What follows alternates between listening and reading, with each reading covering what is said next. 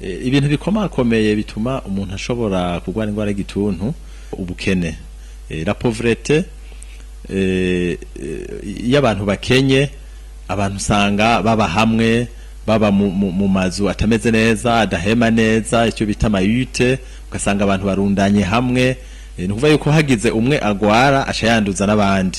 Hama ikindi naco iyo abantu bakenye bafungura nabi, rero iyo ufungura nabi biri mu bituma ingwara y'igituntu uwo mugero ufise uca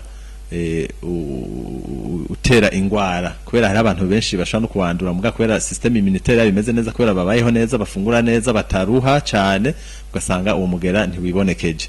Ibindi bintu kenshi bituma abantu bashaka kugwara ingwara y'igituntu byoroshe ni nk'abantu banywa itabi n'abantu banywa inzoga nyinshi cyane. Ivyo ni ibintu bigabanya system immunitaire y'umubiri. Hari n'ikindi nk'ibi ikiza ca sida, iyo umuntu afise ikiza ca sida kenshi umubiri urazi ko kigabanya abasoda b'umubiri n'ingwara y'igituntu ishiza nk'ivyururizi. Ku bana naho irakarira cyane, nk'abana bagwaye nk'ingwara ya rougeole, coqueluche ni ya nkora ya kanira, rougeole na rougeole ni bimwe bita agasama. Nk'abana rero barakarirwa nk'iyo umwana afise imwe muri izo ngwara.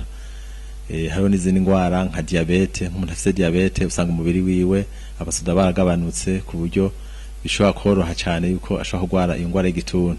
Ikindi naco hariho abantu baba bari ku miti bita ama corticosteroïdes, ama immunosuppresseurs, hari imiti igabanya immunité y'umubiri. Iyo rero imiti uri kurayifata urashobora gusanga iyo ngwara y'igituntu ishiza nk'ingwara y'icuririzi. Uri kurafata imiti y'igituntu ubwa mbere hoho tubahimiriza yuko iyo miti bayifata mu gatondo takintu kimwe barafungura.